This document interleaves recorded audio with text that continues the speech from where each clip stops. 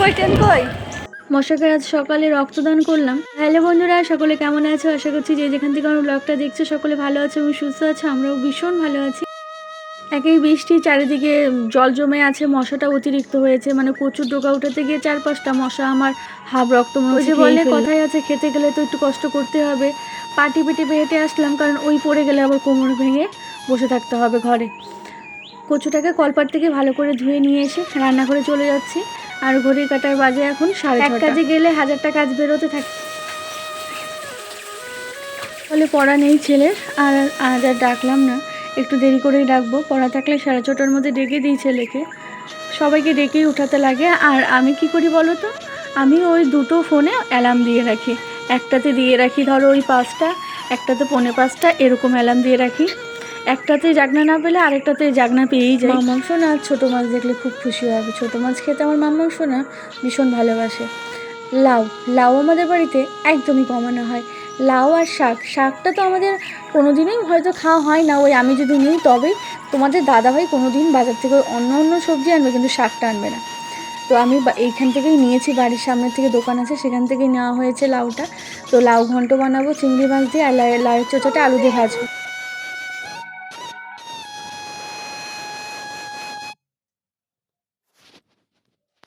সকাল আর এদিকে এই যে জামা কাপড় মেলে দিয়েছি, বাইরেই রেখে গেলাম। তো যাচ্ছি তরকারি ছেলে মেয়ের আধার কার্ড বানাতে। তো চলো, সমস্ত কাজ হয়নি এখনও। রান্নাঘরটা পরিষ্কার করা বাকি আছে, রান্নাঘরটা এসে পরিষ্কার করব। স্নান করে পুজো দিয়ে নিয়েছি, বাড়ি এসে তারপর ওই কাজগুলো করব।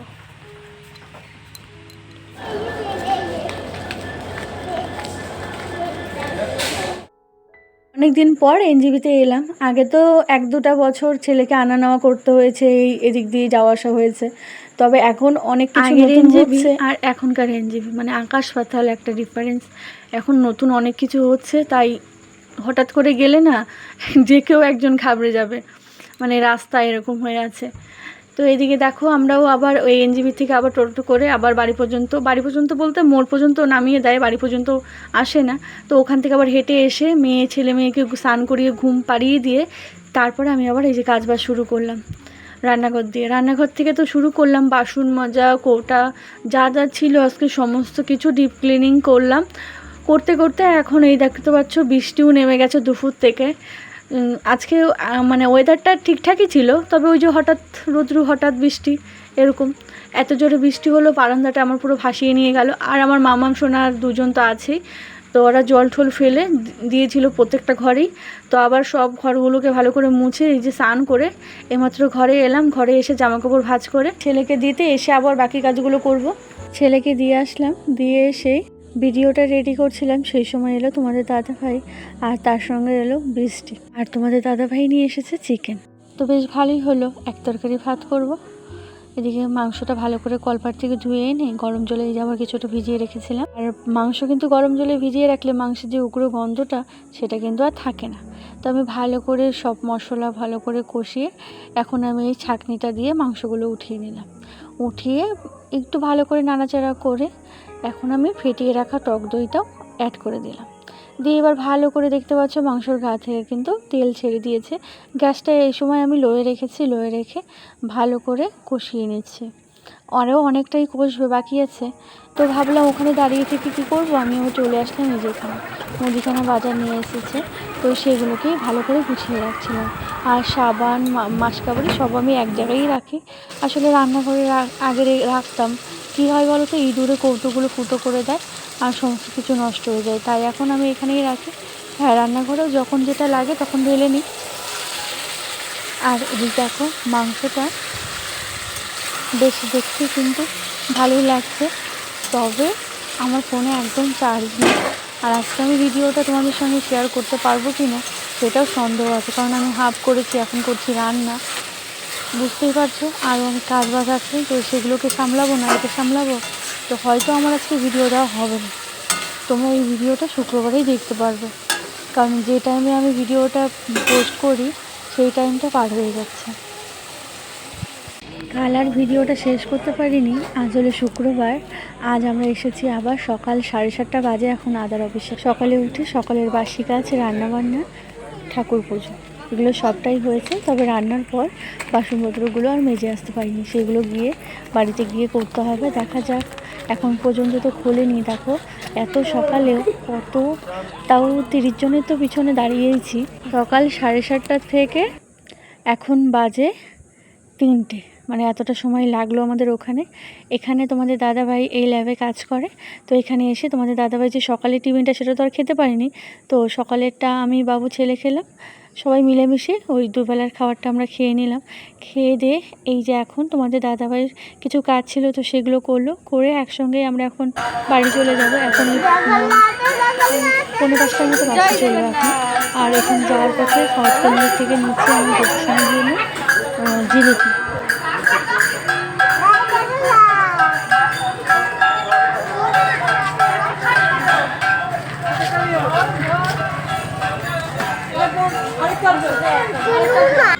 বাড়িতে এসে ফার্স্ট টাইম আগে বাচ্চাদেরকে স্নান করালাম, কারণ অত সকালে কাউকেই স্নান করাইনি। শরীরটা একদমই সাথ দিচ্ছে না, তবে কাজ তো করতেই হবে। তোমাদের দাদাভাইও আমাকে সাহায্য করছে, ও ওই যে ক্যারেটটা ধুয়ে দিচ্ছে, আর আমি এগুলো বাসনগুলো মেজে নেবো। তার আগে ঘর দোর পরিষ্কার করছি। ওটা এই হলো উল্টো রাতের জিলিপি, তো এখন জিলিপিটা খাবো। পুজো হয়ে গেছে। শুভরাত্রি বন্ধুরা। তো আমাদের খাওয়া হয়ে গেছে। সকালে তো ভাত, সবাই জল বিস্কুট খেয়ে আমরা বেরিয়ে গেছিলাম।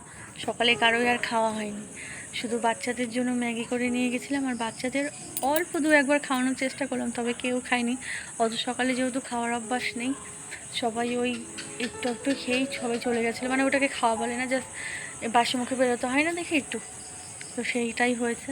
তো ওখানে গিয়ে আমরা ভেবেছিলাম হয়তো খুব জোর 12টা বাজবে, কারণ 7:30 থেকে 12টা, 12:30 হয়তো হয়ে যাবে। তো মা গিয়ে দেখি আমরা যে 7:30টার দিকে গেছি, আরও অনেকে ভোর 5টার থেকে মানে এসে দাঁড়িয়ে আছে। তো আমরা 7:30টার দিকে গিয়ে আমরা ওই 30 জনের মতো পিছনে দাঁড়িয়েছিলাম। তো তারপরে তো খুলতে খুলতে খোলার পরে সেই আমাদের বেজে গেল 3টে। তো 3টের দিকে তখন আমরা ওখান থেকে গেলাম তোমাদের দাদাভাই যেখানে কাজ করে, যেই ল্যাবে, তো সেখানে গিয়ে দুবেলার খাবার দাওয়া হয়েছিল, কারোই খাওয়া হয়নি আজকে। তো ওই 3টের দিকে ওই খাবারটাই আমরা 4 জন মিলে খেলাম। খেয়ে দিয়ে তোমাদের শেয়ার করেছি, সবাই মিলে আইসক্রিম খেলাম। তারপর তোমাদের দাদাভাই কিছু কাজ ছিল, তো সেই কাজগুলোকে করলো, কারণ সারাদিন আমার ওখানেই তো ছোটাছুটি করতে হলো। তবে হ্যাঁ, দুজনেরই হয়ে গেছে, এটাই একটা স্বস্তি। 2 দিন ছেলের স্কুল পড়া হলো না, তো যাই হোক, এই কাজটা, তরকারি কাজটা হয়ে গেল। তো আর যেতে হবে না, এবার অনলাইন থেকে ওটা বের করা যাবে। সময় লাগবে হয়তো 10 থেকে 15 দিনের মতো, 10 থেকে 15 দিনের আগেও হতে পারে। তো বাড়িতে এসে সমস্ত কাজ বাজ করলাম। তো একটাতে ম্যাগি বানিয়েছিলাম, একটাতে ডিম সিদ্ধ করেছিলাম, একটাতে ভাত, চচ্চড়ি, ডাল, এইসব। ডালটা তো মানে হালকা টকটক গন্ধই হয়ে গেছিলো, কোনো ফ্রিজে ঢুকাই রাখিনি। আর আগের দিনের মাংসটা ছিল রাতের, বৃহস্পতিবারে, তো সেটাকে ফ্রিজে ঢুকে গিয়েছিলাম। কিন্তু ডাল আর চচ্চড়ি এটাকে রাখা হয়েছিল না। তো চচ্চড়িটা ঠিক ছিল, কিন্তু ডালটা একটু টকটক হয়ে গেছিলো, যেহেতু আমি নিচে রেখেছিলাম চচ্চড়িটা, ওটা ভালো ছিল। তো এসে পেঁয়াজ, কালো জিরে ফোড়ন দিয়ে ভাতগুলোকে ভাজলাম, আর ডিম ভাজা, আলু ভাজা, সঙ্গে ওই আগের দিনের রাতের মাংসের তরকারি আর চচ্চড়ি, এই দিয়ে রাতের খাওয়া সারলাম। সেরে ওই দেখো ওখানে কত বাসনের ঢিপ, টেবিলটা দেখতে পাচ্ছ। তো এগুলো কিছু জল ঝরে গেছে, তো একদম আজকে ভালো লাগছে না, মাথায় তেল দিতে হবে। বাড়িতে এসে মাথাটা শ্যাম্পু করলাম। ছেলে মেয়ে তো আজকে মানে এদের ফুল এনার্জি, এত দুষ্টম, ওখানে গিয়ে এতটা সময় থাকে না তো না, খুব মানে খুবই বিরক্ত করেছে। তো এখন এই বাড়িতে এসে খাওয়া দাওয়া করে, স্নান টান করার পর খাওয়া দাওয়া করে ঘুমিয়েছে। একদম ক্লান্ত শরীরটা, আমাদেরই ভালো লাগছে না।